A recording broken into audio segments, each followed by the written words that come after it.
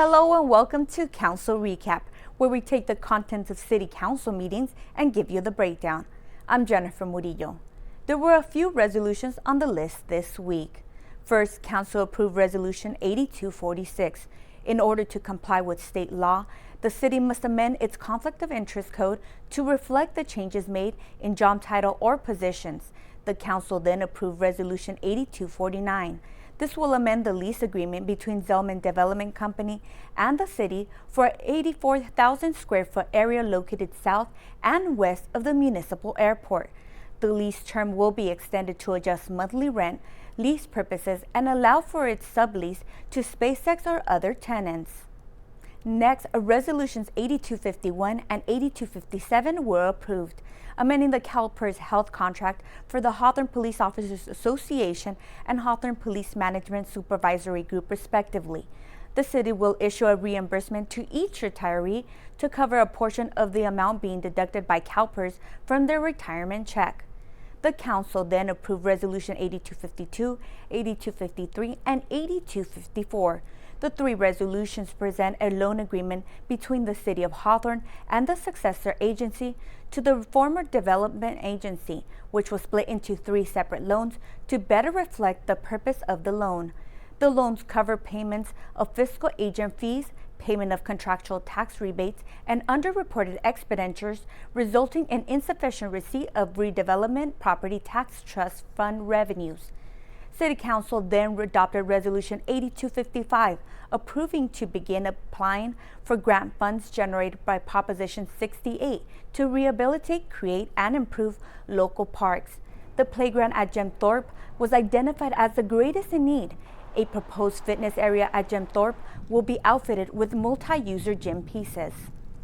With the approval of Resolution 8256, the city will apply for a grant from the State Permanent Local Housing Allocation Program and put in place a 5-year plan. The grant provides a permanent source of funding to all local government in California to assist cities and counties to implement plans to increase the affordable housing stock. In the public hearing portion of the meeting, the City Council approved the city manager to execute the Second Amendment to the exclusive agreement between the city and Redflex Traffic Systems Incorporated for the photo red light enforcement program that will extend the agreement through the end of fiscal year 2023-2024 and a corresponding blanket purchase order. Then, in the general matters portion of the meeting, the city approved to receive and file the informational item on the Regional Housing Needs Assessment to update local housing elements in the general plan. The city must identify enough potentially developable land zoned for residential use. Next, the City Council decided to fill the city treasurer vacancy by appointment by the required date of February 6, 2021. Moving on to the city manager's consent calendar, the City Council authorized the city manager to appoint certain department heads to serve as acting city manager during any temporary absence of the city manager.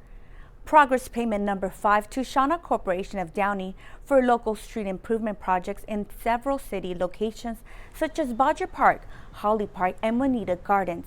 The project will rehabilitate streets in these areas to improve safety and drivability. Then the Council approved a side letter agreement between the city and the Hawthorne Executive Group, amending the Memorandum of Understanding to change the Director of Parks and Recreation title to Director of Community Services, and in addition, the department name will change to Department of Community Services. The Council then received and filed a report that proposes to increase rent to all city-owned multifamily affordable housing units. Under the proposal, rents for vacant units will be brought within allowable rent limits, and occupied units will be annually adjusted over a 5-year period to reach allowable rent limits. The Council received, approved, and filed the city's investment report for the quarter end September 30th, 2020. This report indicates the cash and investments held by the reporting entity and the rate of return on investments. Next, the city manager was given the authority to execute Amendment Number 1 to an agreement between the City of Hawthorne and the City of El Segundo. The original agreement had the Hawthorne PD providing weekend-only jail services.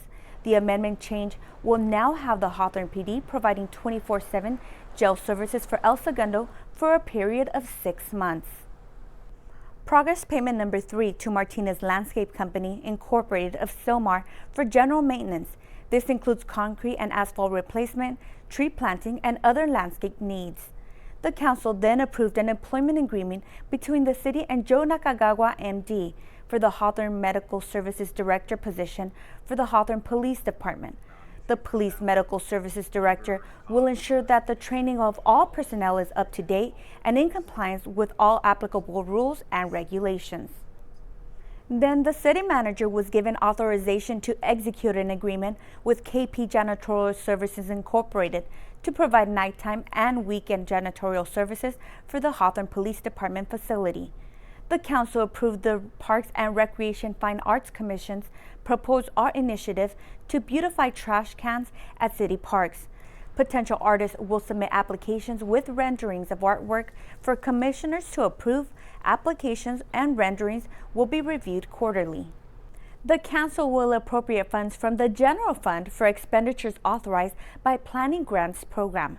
This will allow the city to move forward with awarding contracts and to start the implementation of permitting and land management software system by Tyler Technologies and the state-mandated housing element update.